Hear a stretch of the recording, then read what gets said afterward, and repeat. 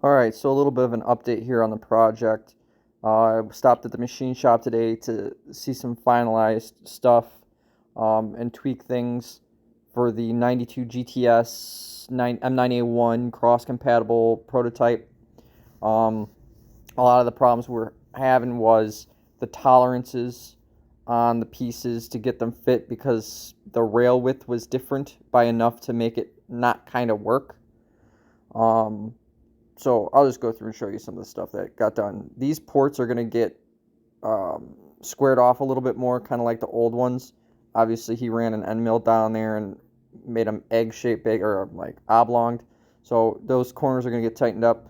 You see this indexing piece here, that's going to have to get tightened up to sit right.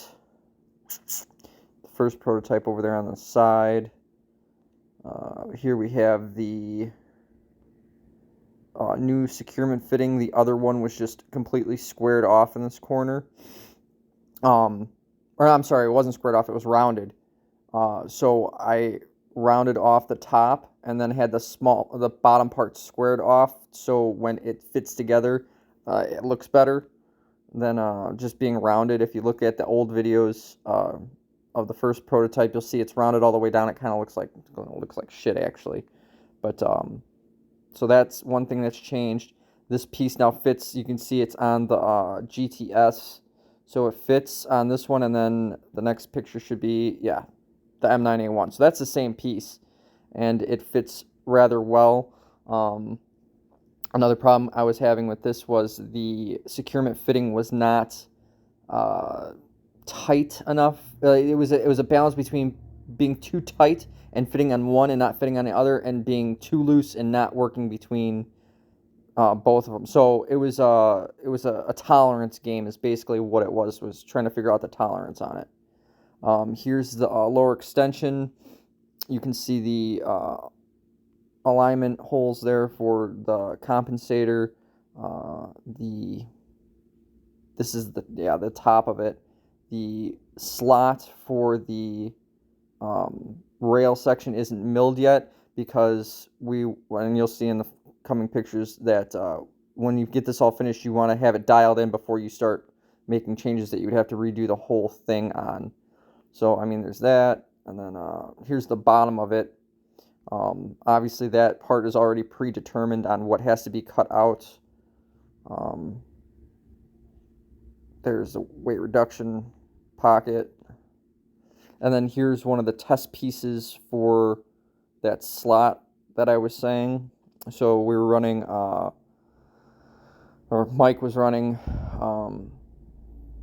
programs to see what the tolerances were before putting into the final piece. And it fit pretty good. So, and that is the last picture that I have. It's getting there. It's getting there. I was hoping to actually bring the finalized product home today, but with those other issues that I found on the compensator and whatnot, he's going to just go back and touch those up. So a little bit farther, or definitely farther along. Tolerances are dialed in. We got what we want. It's just changing those little things with the compensator. And then he has to tighten up the barrel extension for the longer barrel. So, and that's just something I kind of threw on him at the last minute a few weeks ago. So it was not like, well, probably over a month ago now. But the threading, even though it's 1/2 by 28, isn't exactly the same as a factory Beretta threading because the barrel's from KKM, and their threading is a little different as far as depth and whatnot, so that has to get redone. Those barrel extensions won't be interchangeable with the Beretta barrel, and not that it matters because it's the barrel's not long enough anyway, so the extension wouldn't be long enough. But yeah, so that's got to get done. And the rear sight, I don't have pictures of the rear sight. You can see the new front sight riser down here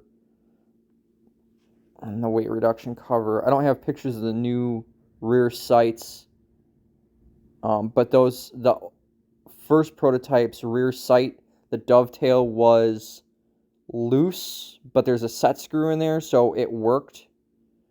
The new ones are a lot tighter. You're not going to have to hammer it in, which is what I wanted, because to get the sights out of the slide, you're going to have to hammer them out. But the rear sight on this kit, you can just slide it right in, you tighten it down with a set screw, and then you probably want to put some Loctite on it. But it works really well. Slides in, slides out, and it has windage adjustment to an extent, because on the top of the slide there's the name escapes me. If you look at your Beretta, when you pull the trigger, you'll see it come up on top of the slide. It's like a firing pin safety block to stop basically it makes it drop safe. So it has to get lifted up before the firing pin can hit, or the hammer can hit the firing pin and hit the case or the primer. So we milled out a bigger pocket, so you will have a little bit of windage adjustment on that top sight. There unfortunately is not going to be any elevation, but I don't think anybody's going to be using this in a competition, but if they did, that would be very cool. So that's the update. I'm hoping that this is going to get sent out for anodizing and be finished soon here, within the next week or so. You learn your lesson on that when you don't send parts out when they kind of sort of fit, and then they really don't work. So yeah, that's the update I have for now.